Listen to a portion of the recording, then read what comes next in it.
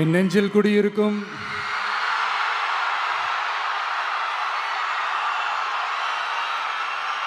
கரூர் சொந்தங்கள்,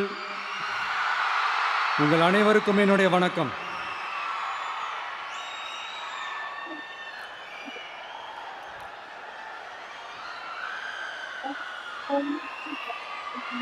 ஒரு மனுஷன் லைஃப்பில் எவ்வளோ பெரிய ஒரு உயரத்துக்கு போனாலும் மனசளவில் சில வலிகள், காயங்கள் அதை மறக்க முடியாது இல்லையா? எல்லார் லைஃப்லையும் அப்படி தான், நமக்கும் அப்படி தான். நிறையா வலிகள், காயங்கள் எல்லாத்தையும் தாண்டி தான் வந்திருக்கிறோம். ஆனால் எல்லாத்தையும் விட ரொம்ப ஜாஸ்தியான அந்த வலியும் அந்த காயமும் எனக்கு அந்த கரூர் சம்பவம் தான்.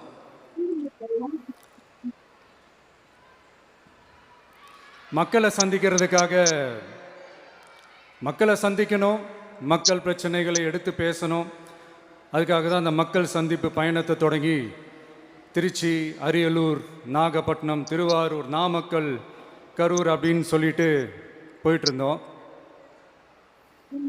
அரியலூரில் அந்த மீட்டிங் முடிச்சுட்டு பெரம்பலூர் போகிறதுக்கு முன்னாடி அந்த பெரம்பலூர் போலீஸ் எங்களை அலர்ட் பண்ணாங்க. சரிங்க, கூட்டம் கொஞ்சம் ஜாஸ்தியாக இருக்குது, லேட் ஆகிடுச்சு, வராதிங்க அப்படின்ட்டு. So we had no choice. Police சொன்னால் நம்ம அதை ஒபே பண்ணி தானே ஆகணும். அதே நேரத்தில் பெரம்பலூர் மக்களோட அந்த சேஃப்டியும் மைண்டில் எடுத்துக்கிட்டு ஒரு மன வலியோடவே திரும்ப போயிட்டோம். அதுக்கப்புறம் பெரம்பலூர் தொகுதி மக்களுக்கு மன்னிப்பும் கேட்டோம். அதே மாதிரி நாமக்கல் அந்த மீட்டிங் முடிச்சுட்டு கரூர் வரும்போது அந்த கரூர் போலீஸ் எங்களை அலர்ட் பண்ணியிருக்கலாம்ல.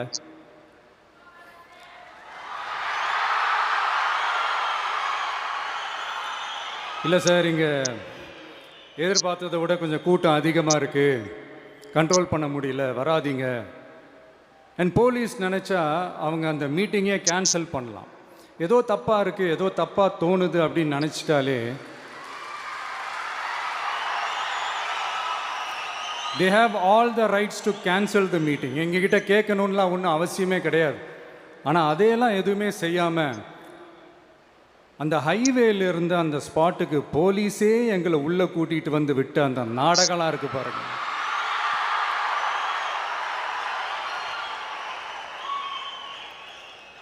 நம்பிட்டேங்க, முழுசாக நம்பிட்டேன். அன்னைக்கு இருந்த அந்த கரூர் போலீஸ் பேசும்போது தேங்க்ஸ்லாம் சொன்னேன் அவங்களுக்கு. எனக்கு தெரியாது இப்படி ஒரு நாடகம் நடக்கும். இதுக்கெல்லாம் யார் காரணம்?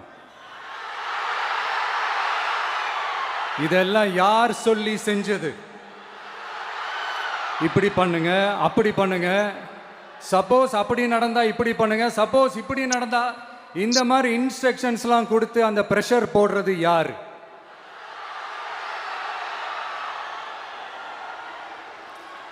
அந்த சம்பவத்தில் நம்ம யாரெல்லாம் இழந்திருக்கோம் தெரியுமா? ஒரு டிவியில் என் படமோ பாட்டோ வந்துச்சுன்னா, அம்மா விஜய் மாமா, அம்மா விஜய் மாமா அப்படின்னு சொல்லி அவங்க அம்மா கிட்ட சிரிச்சுக்கிட்டு அந்த டிவி ஸ்க்ரீனை போய் தொட்டு முத்தம் கொடுத்துக்கிட்டு என் அக்கா தங்கச்சிங்களோட தங்க பிள்ளைகளை இழந்திருக்கோம்யா. மழலை கூட சரியா வராதப்போ ஒரு பேப்பர் மேகசினில் என் ஃபோட்டோவை பார்த்தா அதை சிரிச்சுக்கிட்டு அந்த கள்ளங்கபடம் இல்லாத அந்த சிரிப்பு, அந்த கடவுள் மாதிரி இருக்கிற அந்த பச்சை பிள்ளைங்களை இழந்திருக்கோம்யா. என் அக்கா, தங்கச்சி, அண்ணன், தம்பி, குடும்ப உறவுகளை இழந்து அந்த வலியோட இருக்கிற என்ன நீங்கள் ஏளனமாக பேசுகிறீங்களா? என் மேலே பழியை தூக்கி போடுறீங்களா? இப்படி ஒரு சம்பவம் நடந்துருச்சு. இது ஏன், எதனால், அதுக்கான பின்னணி என்னன்ட்டு அந்த வலியோட வீட்டில் உட்கார்ந்துட்டு இருக்கிற ஓடி ஒளிஞ்சிட்டான்னு வர சொல்கிறீங்களா? வாயின்னு முன்ன இருந்தால் என்ன வேணாலும் பேசுவீங்களா?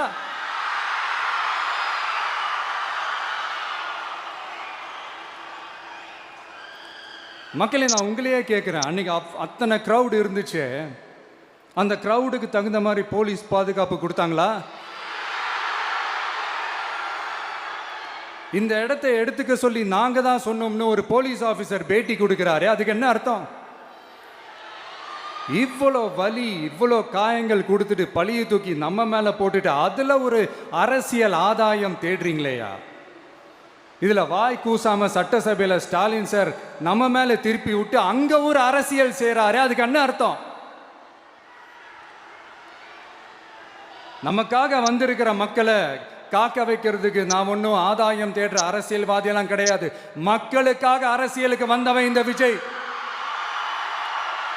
எனக்காக எல்லாமும் கொடுத்த என் மக்களுக்காக எல்லாத்தையும் விட்டுட்டு மக்களுக்காக மட்டுமே அரசியலுக்கு வந்தவன் இந்த விஜய். அவங்களுக்காக நன்றி கடன் செலுத்துறதுக்காக மட்டுமே அரசியலுக்கு வந்தவன் இந்த விஜய். உங்களுக்கு தான் இந்த விஜயை பற்றி நல்லா தெரியுமே. ஆனால் நம்ம எல்லாருக்குமே இத்தனை வலிகள் காயங்கள் கொடுத்தவங்களுக்கு இந்த 2026 தேர்தலில் தக்க பதிலடி கொடுத்துட்டீங்க. ஆனால் அது மட்டுமே பத்தாது மக்களே, அது மட்டுமே பத்தாது. காலகாலத்துக்கும் எழுந்திருக்கவே முடியாத அளவுக்கு நிரந்தரமான ஒரு பதிலடியை நீங்க கொடுத்துக்கிட்டே இருக்கணும்.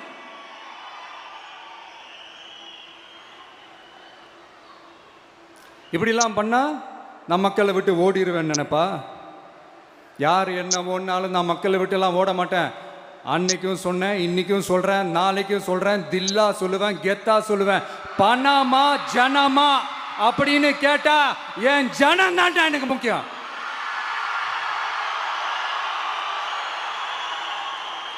மக்களே, உங்களை விட எனக்கு இந்த காசு பணம் முக்கியமா என்ன? இவ்வளோ குறைகள் நம்ம மேலே சொல்கிறாங்களே, இப்போ நான் சொன்ன மாதிரி அவங்களால ஓப்பனாக சொல்ல முடியுமா? அந்த தில்லு இருக்கா, திராணி இருக்கா? ஒரு கிடையாது. ஆனால் நம்ம மக்கள் அமைச்சு கொடுத்த நம்ம அரசை குறைகள் மட்டும் டிசைனா மாடலாக குறைகள் மட்டும் சொல்லுவாங்க. ஒவ்வொரு டிபார்ட்மெண்ட்லேயும் அந்த பார்ட்டி ஃபண்ட், அந்த கட்சி நிதின்ற பேரில் அடிக்கிற கொள்ளையெல்லாம் இந்த தீய சக்தியாக இருக்கட்டும், தீந்து போன சக்தியாக இருக்கட்டும், ரெண்டு பேரும் மாறி மாறி இதே தான் செஞ்சிட்டு இருக்கிறாங்க. இதில் ஒரு ஹைலைட் காமெடி என்னன்னா, சட்டசபையில் பேசும்போது பார்ட்டி ஃபண்டுன்னு தான் சொன்னேன். அது எந்த பார்ட்டி, என்ன ஃபண்டு, யாரு, என்ன பேர் எதுவுமே சொல்ல. பார்ட்டி ஃபண்டுன்னு சொன்னவனை எடுத்தாங்க பாருங்க ஒரு ஓட்டம். எனக்கே ஃபஸ்ட்டு புரியல, ஏன்பா ஓடுறாங்க? அப்படி என்ன நம்ம இப்போ சொல்லிவிட்டோம்? அதான் அந்த குற்றம் உள்ள நெஞ்சுக்கு தான் குறுகுறேங்கும். இது எப்படி இருக்குது தெரியுமா? எங்கள் அப்பா பீரோக்குள்ளே இல்லை, எங்கள் அப்பா பீரோக்குள்ளே இல்லை அப்படின்னு சொல்கிற மாதிரி. ஐயோ, ஏன் கேட்குறீங்க? இவங்களோட செம்ம கூத்தாக இருக்குங்க, செம்ம ஃபன்னாக இருக்குது. சென்னையில் ஒரு பாலம் கட்டுறதுக்காக நார்மலாக ஆகிற செலவை விட அதிக செலவில், கிட்டத்தட்ட டபுள் மடங்கு செலவில் ஒரு டெண்டர் ஒன்று விட்டுருக்குறாங்க. அதையெல்லாம் தோண்டி எடுத்து அதெல்லாம் இப்போது கண்டுபிடிச்சி கேன்சல் பண்ணியிருக்கிறோம். இன்னும் எத்தனை கோடி ஊழல், எத்தனை லட்சம் கூடல் தோண்ட வருமோ எங்களுக்கே தெரில. ஒவ்வொரு முகமுடியாக கிழியுது.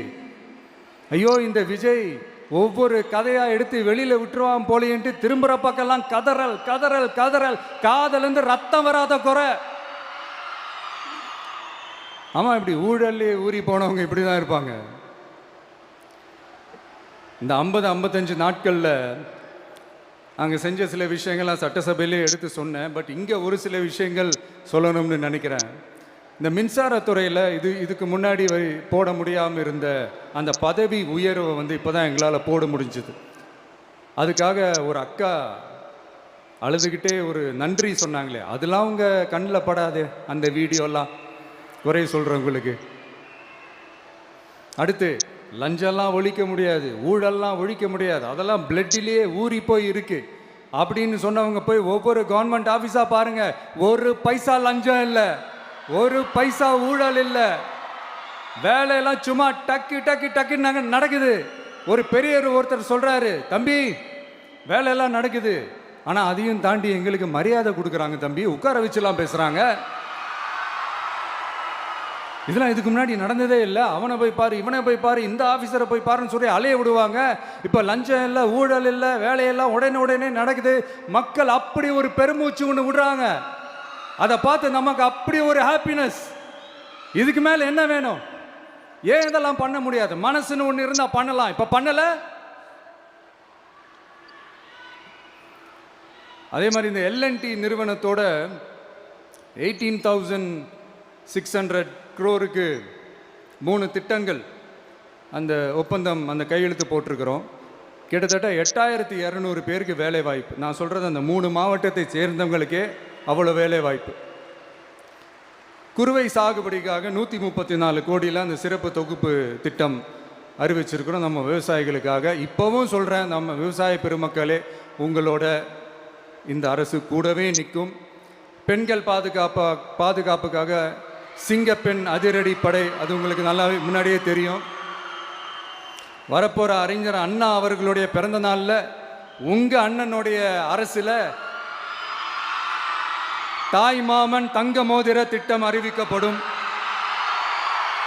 இதெல்லாம் கேட்டாங்களே, வாக்குறுதி கொடுத்தீங்களே, என்னாச்சு என்னாச்சுன்னு. இந்த தீய சக்தி மாதிரி ரீல் தாய் மாமன்லாம் கிடையாது, ரியல் தாய் மாமன். எப்படி ரியல் தாய் மாமன்.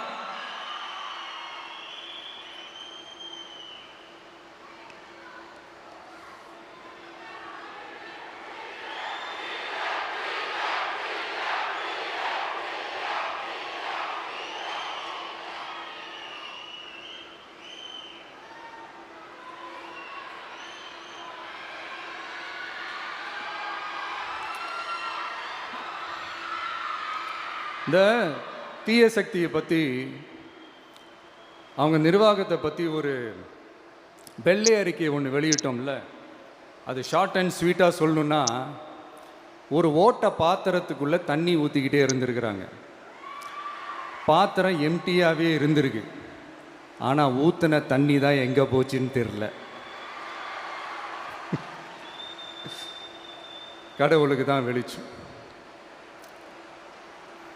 அது மாதிரி இப்போ நம்ம சொன்னதெல்லாம் சும்மா ஒரு சாம்பிள் தான். இன்னும் வரப்போகிற நாட்களில் உங்கள் அரசனுடைய அந்த விஸ்வரூபத்தை நீங்கள் பார்ப்பீங்க. அடுத்து வாயத்தொடங்க சிஎம். அடாடா, உங்கள் சிஎம்ஐ நெஞ்சிலேயே குத்திட்டு வந்தீங்க பாருங்க, அதெல்லாம் வேற லெவல். பேசுங்கன்றீங்க, பேசுனா எந்திரிச்சு ஓடிடுறீங்க. இனிமேல் பேச ஆரம்பிக்கிறதுக்கு முன்னாடி என்ன பண்ணணும் அப்படின்னா, ஒரு நண்பர் ஒருத்தர் சொன்னார், மாண்புமிகு பேரவைத் தலைவர் அவர்களே, எல்லா டோரையும் இழுத்து லாக் பண்ணுங்க அப்படின்னு சொல்லிட்டு தான் பேச்ச ஆரம்பிக்கணும் போல் இருக்கு. ஏன்னா பேசிட்டு இருக்கும் போதே எந்திரிச்சு ஓடிடுறாங்க. 5 நிமிஷம் பேசினதுக்கே குளத்தூர்ல கொத்து பரோட்டா போட்டாங்க. இதுக்கு மேலே பேசினா மொத்தமாக முடிஞ்சிடும், பார்த்துக்கங்க. நாம் அரசியல் பேசினா விஜயெல்லாம் அரசியல் பேசலாமா அப்படிங்கிறது. சரிப்பா, நமக்கு எதுக்கு வம்பு, நம்ம பாட்டுக்கு நம்ம வேலையை பார்ப்போம், எதுக்கு அவங்கள பற்றி பேசிக்கிட்டு அப்படின்னு இருந்தால் விஜய்க்கு அரசியலே பேச தெரில அப்படிங்கிறது. இப்படியே மாறி மாறி மேகதாது அணையை பற்றி என்ன தெரியும், விஜய் அதை பற்றி பேசலை. இப்படி நம்ம அரசியலுக்கு வந்ததுலேருந்தே ஒரு கூட்டம் குறை மேலே குறையா சொல்லிக்கிட்டு, பாட்டுக்கு பாட்டு கச்சேரி எங்களுக்கும் பண்ண தெரியும், பண்ணலாமா? இந்த மேகதாது அணை சம்பந்தமான அந்த வழக்கில் தமிழ்நாட்டோட பெட்டிஷனை சுப்ரீம் கோர்ட் எப்போ ரிஜெக்ட் பண்ணுச்சு? அப்போ யார் ஆட்சியில் இருந்தா? ஏன் ஒழுங்காக வாதாடல?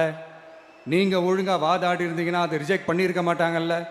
ஏன் ஸ்டாலின் சார் வேணும்னே விட்டுட்டாரா? ஏன் இப்படிலாம் கேள்வி கேட்கலாமா? இப்படிலாம் கேள்வி கேட்டால் தான் மேகதாது அணையை பற்றி பேசுனதா அர்த்தமா? ஏன் அந்த ஸ்டேட்டு சிஎம் பேசுகிறாரு, நீங்கள் ஏன் பேசலை அப்படின்னா, நம்ம ஸ்டேட்டோட உரிமையை எங்கே நிலைநிறுத்தணுமோ அதுக்காக வேலை பார்க்குறது மட்டும்தான் முக்கியம். சும்மா சவால் விட்டுக்கிட்டு சீண்டி பார், நான் யார் தெரியுமா, தொட்டு பார், இப்படிலாம் பேசிக்கிட்டு இருந்தால் வேலைக்கு ஆகாது. சும்மா பேசி பேசி பிரச்சனையை வளர்த்துக்கிட்டு யார் மேலேயாவது பழியை தூக்கி போட்டுட்டு அப்புறம் மக்களை அம்போன்னு தெருவில் விட்டுட்டு இப்படி தான் ஒரு அரசியல் பண்ணணும்னா அந்த அரசியல் நமக்கு தேவையும் இல்லை, அதை நம்ம செய்யவும் போகிறதில்ல. Talk less work more mode தான், அதுதான் நம்ம பாலிசியே. அதனால தான் சட்டசபையில் அந்த அரசினர் தீர்மானம்னு சொல்லி ஒன்று கொண்டு வந்தோம். அது எப்படி டு டேக் இட் ஃபார்வர்ட், எப்படி கொண்டு போகணுமோ அதை சரியாக செய்வோம். சென்ட்ரல் கவர்மெண்ட்லேருந்து அந்த டீலிமிட்டேஷனை திரும்ப கொண்டு வர போகிறதா ஒரு பேச்சு ஒன்று அடிபடுது. யார் என்ன டீலிமிட்டேஷன் கொண்டு வந்தாலும் தமிழ்நாடு அது ஒத்துக்காது. நமக்கான இடத்த யாரும் பறிக்கவும் முடியாது, அது பறிக்கவும் விட மாட்டோம். இப்படி நாம் இருக்கும்போது இந்த தீய சக்தி திமுக எங்கே போய் நிற்குது, யார் கதவை தட்டிக்கிட்டு நிற்குது, அது உங்களுக்கே நல்லா தெரியும். மக்களே, இந்த தீய சக்தியும் தீந்து போன சக்தியும் வேறலாம் இல்லை, கூட்டு களவாணிங்க. சொல்ல முடியுமா அவங்களால? எங்களுக்குள்ள ஒட்டும் இல்லை, உறவும் இல்லை, அறிவிக்க முடியுமா? நிரூபிக்க முடியுமா? இந்த வரப்போகிற இடைத்தேர்தலில் அதை நிரூபித்து காட்டுங்க, அப்புறமா பேசுங்க. மக்களை, என் மனசை விட்டு கரூர் எப்பவும் நீங்கவே நீங்காது. நமக்கு ஏற்பட்ட வேதனையான சம்பவத்தை, நமக்கு எதிராக நடந்த சதிய சூழ்ச்சியை இனி வர்ற ஜென்ரேஷனும் அவங்களுக்கு தெரியப்படுத்தணும்ல. அதுக்காகவே இனி ஒரு அரசியல் சதிய, அரசியல் சூழ்ச்சியை யாரும் யோசிக்கவே கூடாதுன்றதுக்காகவே கரூரில் ஒரு நினைவு சின்னத்தை நம்ம டிவிகே சார்பாக அமைக்கப்படும் அப்படின்றத அறிவிக்கிறோம். அப்புறம் கரூர்லேருந்து ஒட்டுமொத்த தமிழ்நாட்டு மக்களுக்கும் சொல்கிறேன், உங்கள் டிவிக்கு அரசு உங்களுக்காகத்தான் உழைக்கும். அடிப்படை வசதிகளை முதல்ல நிறைவேற்றணும். ஒரு பக்கம் நிதி நிலைமையை சரி செஞ்சுக்கிட்டே, இன்னொரு பக்கம் அப்படியே நாம் சொன்னதில் ப்ரையாரிட்டி பார்த்து ஒவ்வொன்றா படிப்படியாக நிறைவேற்ற ட்ரை பண்ணுவோம். இது எப்பவும் உங்களுக்கான அரசாக தான் இருக்கும். இந்த விஜய் உங்கள் விஜயாக தான் இருப்பான். நீங்கள் உரிமையோட உங்கள் கவர்மெண்ட்டை நீங்கள் அணுகலாம். இந்த தீய சக்தி ஆட்சி முடிஞ்சு பொட்டிக்குள்ளே போனதுலேருந்து என்னென்னமோ பண்ணுறாங்க, இது ஏதோ பேசுகிறாங்க, சோஃபாங்கிறாங்க, வாஷிங் மிஷினுங்கிறாங்க. இந்த அரசியல் வியாபாரம் பண்ணுறதுக்கான அந்த வெண்டிங் மெஷினே அவங்க தான். யார்? இந்த திமுக. இதில் நம்மளை பார்த்து வாஷிங் மிஷினுங்கிறாங்க. எலெக்ஷனில் ஓட்டுக்கு காசு கொடுக்குற அந்த கலாச்சாரத்தையே, அந்த கல்ச்சரை அடித்து நொறுக்கி இருக்கிறோம். எலெக்ஷன்லேயே அப்படி வேலை பார்த்தோம் நமக்கு எதுக்கு இந்த குதிரை, கழுதை, ஒட்டக பேரெல்லாம்? மக்களின் பக்கம் அப்படி இருக்கும்போது நமக்கு எதுக்கு இந்த பேரெல்லாம்? இந்த திருட்டு திமுக ஆட்சியை வச்சுக்கிட்டு ஊரடிச்சு ஒலையில போட்டு இந்த கொள்ளையை அடிச்சதுனால தான் உங்க கரூர் கம்பெனி ஓனர் ஒருத்தர் எங்க எங்க இருக்காருன்னே தெரியாம ஓடு ஓடு ஓடு ஓடு ஓடு ஓடு ஓடு ஓடு வராம் பாரு வேட்டக்காரன்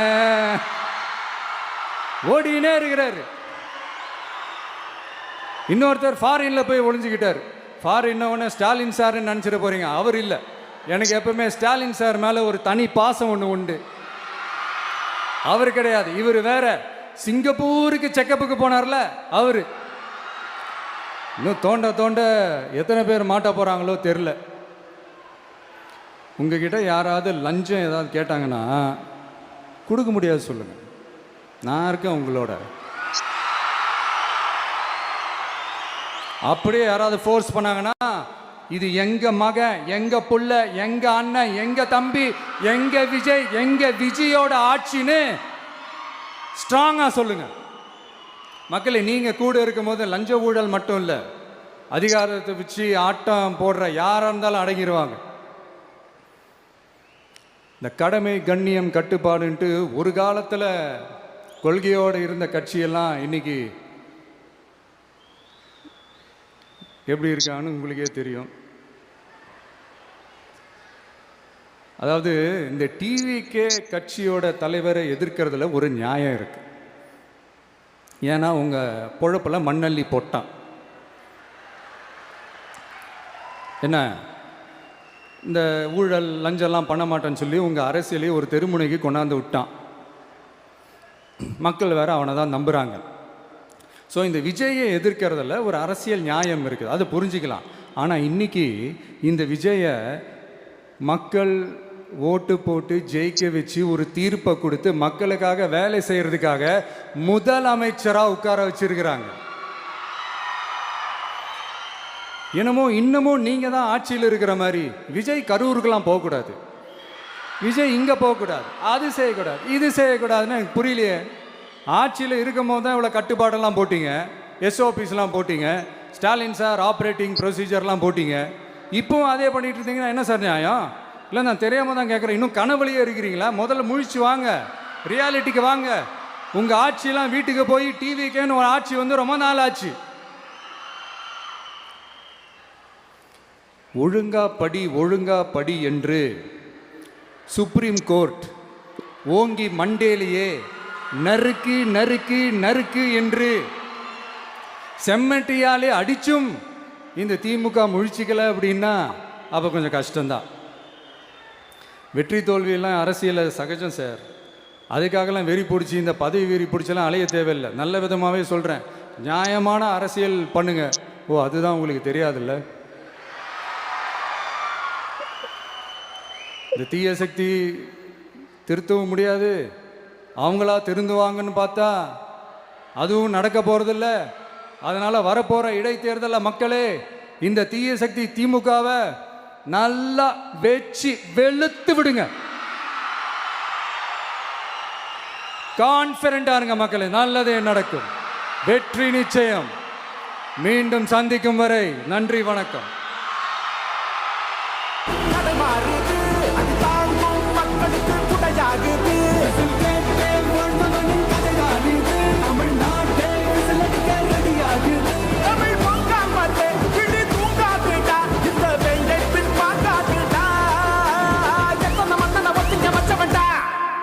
நான் தன்னந்தனியாளு, நீ நம்ம பாரு.